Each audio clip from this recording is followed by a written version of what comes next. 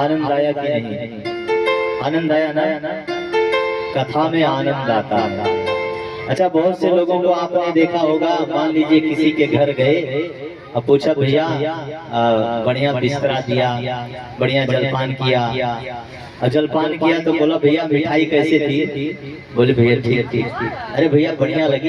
हाँ बहुत अच्छा, मजा आया खाने में? हाँ बिल्कुल आनंद आ गया। क्या कहेगा? आनंद आ गया। लेकिन बाहरी वस्तुओं का प्रयोग करने से हमें आनंद की प्राप्ति नहीं होती। बोले उससे क्षणिक सुख प्राप्त होता है, सुख प्राप्त होता है। आपने वो मीठा खाया तो आपको सुख मिला, या अच्छे बिस्तर पर आपने सोया तो आपको सुख मिला, अच्छा भोजन किया तो आपको सुख मिला। लेकिन आनंद जो है वो तो भगवान के नाम में ही मिलता है। आनंद सदैव सबके भीतर विद्यमान है, लेकिन आप प्रकट रूप से होता है, उसे प्रकट किया जाता है। क्योंकि आनंद साक्षात भगवान श्री कृष्ण ही हैं। क्योंकि आगे जब भगवान का प्रागट्य होता है तो साधक जन कहते हैं नंद घर आनंद भयो। नंद घर क्या हुए? आनंद भयो। तब जय कन्हैया लाल की। आनंद भगवान का स्वरूप है। अच्छा, एक और बहुत अच्छी बात है कि आप आनंद को उल्टा नहीं कर सकते। आनंद शब्द को उल्टा नहीं कर सकते। जैसे अभी सुख है और सुख का उल्टा किया जाए तो बोले दुख हो जाएगा। सुख का उल्टा दुख। आग का पानी कर दो, लेकिन आनंद का क्या करोगे? आनंद का कोई उल्टा कर ही नहीं सकता। इसलिए आनंद साक्षात भगवान श्री कृष्ण हैं। बोलिए आनंद भगवान की।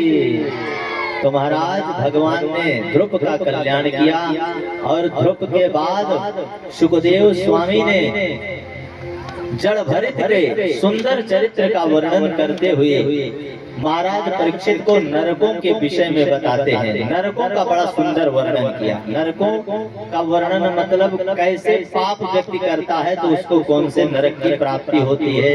जैसे समय का तो अभाव है, एक दो हम सुन लेते हैं। महाराज सुखदेव जी कहते हैं परीक्षित सुनो नरकों के विषय में।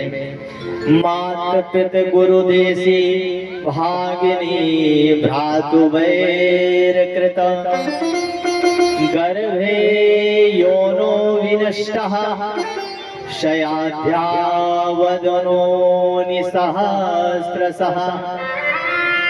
जो व्यक्ति अपने माता, अपने पिता, अपने गुरु और अपने बहन से द्वेष भाव रखता है, वह जब दोबारा जन्म पाता है तो गर्भ में आकर ही मर जाता है। जन्म पाता ही नहीं, गर्भ में बार बार आता है और गर्भ में ही मर जाता है।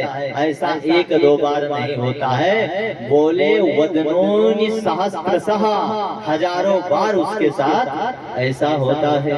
और सुनो, जो स्त्री अपने सासू को गाली देने वाली होती है, कलह प्रणिया होती है, घर में कलह करती है, कलेश करती है, वो स्त्री क्या होती है?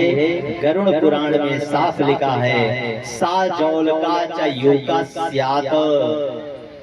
वह जल में एक कीड़ा सा होता है जिसे जलौका या जोक कहते हैं। होता है ना, जिसको लग जाए तो अंदर शरीर में प्रवेश करता चला जाता है, उसको दोबारा उसी का जन्म मिलता है। किसको? जो अपने सास ससुर को गाली देती है और परिवार में कलह करती है। जो अपने पति को कभी भी कटु वचन कहती है, पति से कठोर वचनों में बात करती है, वह सिर में होने वाली जू होती है। जो जू होती है और नाखूनों पर धर के है। वृंदावन बिहारी लाल की। तो भैया इसी गति से बचना हो तो अपने पतियों का कभी भी अपमान नहीं करना चाहिए।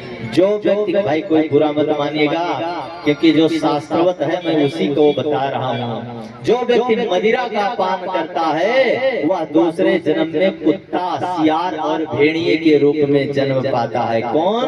जो व्यक्ति मदिरा का पान करता है। और सुनो,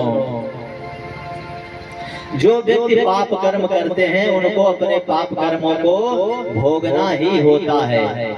और कहते हैं लोह चूर्ण्या समस चूर्णे चा विषम चा जरे न रहा ब्रह्मस्वं त्रिषु लोकेषु का जरा इष्यति।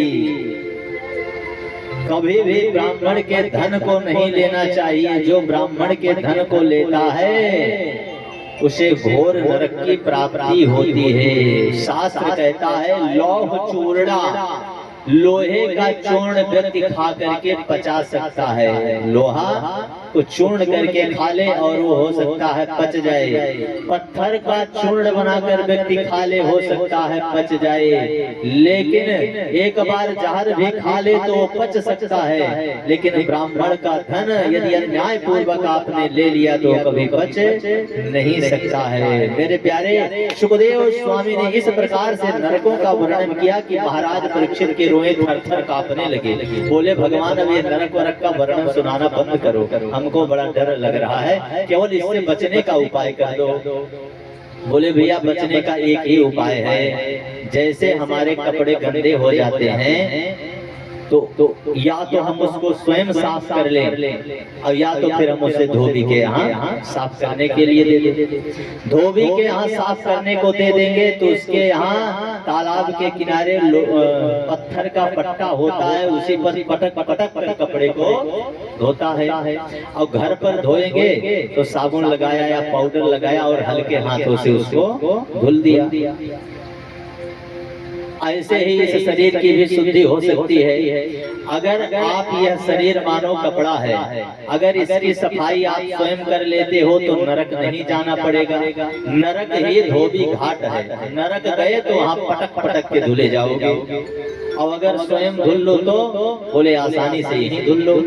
तो बोले स्वयं से धुलने के लिए क्या व्यवस्था है? बोले भगवान का नाम ही वह डिटर्जेंट पाउडर या साबुन है जिससे इस शरीर को धुला जा सकता है। तो भगवान का यहीं पर नाम लो और अपने शरीर को साफ कर लो। नरक जाने की आवश्यकता नहीं है, क्योंकि कलियुग केवल नाम आधारा सुमिर सुमिर नर उतरहि पारा।